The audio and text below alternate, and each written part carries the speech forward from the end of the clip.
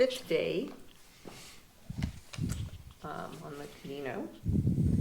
And What? We started on Wednesday, Thursday, Friday, Saturday. well, Tuesdays when we got our credentials. Credentials, okay, I And get you. started, so, yeah, we are 62.2 miles in. And let's see, today started with a little fiasco for me. I had some difficulties finding some things, and so we got a late start out. But it gave Ron the opportunity to go to the little cafe and meet some other peregrinos. He can tell you about that. And then we headed out around 9 and walked to, well, where we were had nothing open except for the little cafe there where Ron had a cup of coffee. So we walked a couple miles down to the next location where we were able to buy some water. And headed out. We followed a dike? Mhm. Dike for miles along the river. Then we reached a point where they had a swing that you put up. You had to climb a little hill, and at the top was a swing for peregrinos.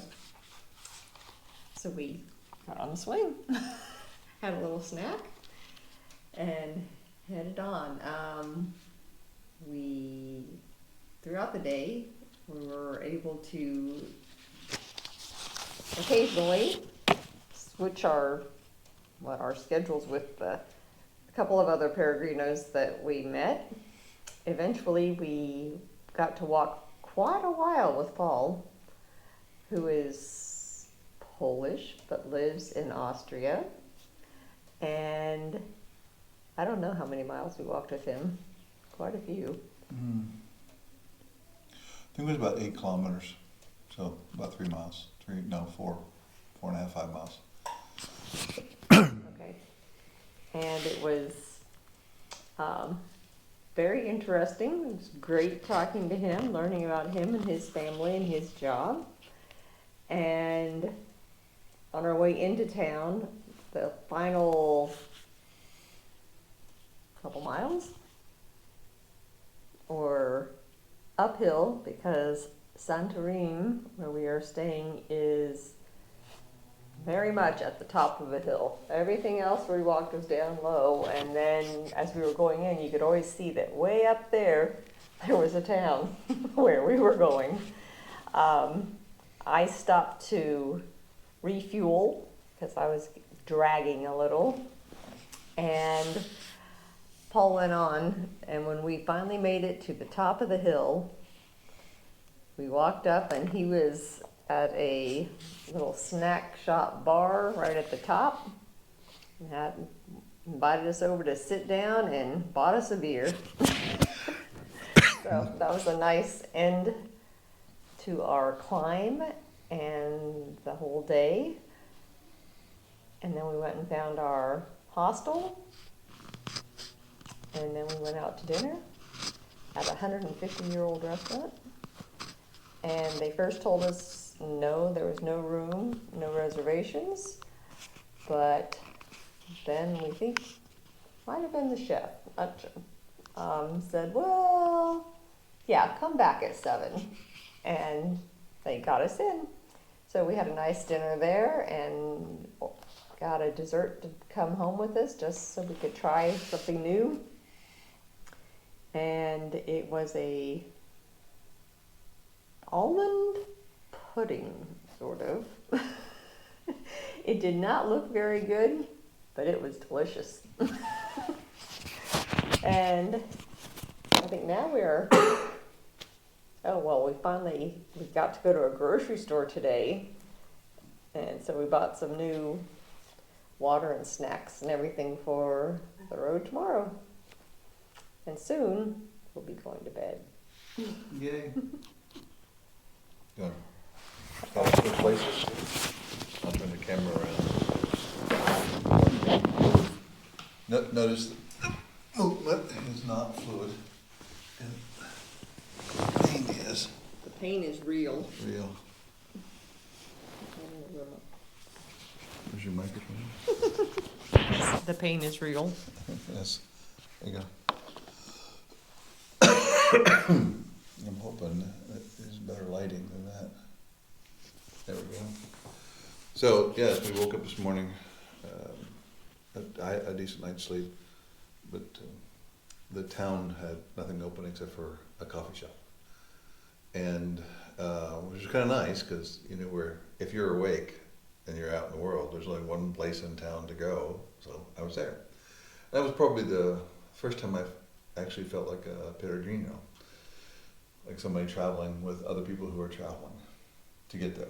And first met Paul, and then I say Leah maybe, but they were headed off. One was going to Santiago with us, but she's going to go through Fatima, and the other one is going to Porto, because they did the Porto to Santiago before as Paul. And we kept seeing them on the trail during the day, like they'd stop and we'd end up passing them, or then we'd stop and they'd pass us, and started to have more conversations with them, and got to learn a lot more, and it really was nice just to have a great conversation. I probably had more with Paul than anybody, but has 2 kids, and lives in Austria, about 100 kilometers, I think, south of Vienna, and he's a chef. Not a cook chef, but a chef as in he's the boss of a group in the manufacturing facility. And it was a great conversation with them. And then when we got into town, it started to rain. Not heavy, but enough to where you needed to get your rain slicker out. So we probably went the last half, 3/4 of a mile in rain. And then right as we walked into town, right, there was Paul going, "Yep, over here, over here." And so we went over and had a beer with him. And earlier in the hike, he had said, you know, my foot hurts, but I know a beer will fix it later, right? And so we sat down and had a beer, and we talked for, I don't know, an hour? Probably no. Yeah. And just had a great time. And where we're staying right now, we look out the window to a bullfighting ring, right? That it's like current. Like they still having bullfights here, and there's a carnival going to be here next week. And the restaurant we went to, Connie said, 150 years old, and the food was again great food, nothing fancy, just good home food: broccoli, potatoes, and pork loin. It was really good. Connie told you about the dessert, and it was kind of nice today. It was because of WhatsApp and Viber. We were able to talk to my dad and my mom. Like we seem to check in about every day now. And then Lauren called on Viber to Connie, and so we both had calls today from the United States, and it was nice to hear their voices, and it's really nice to getting ready to go to bed. I am ready for some sleep.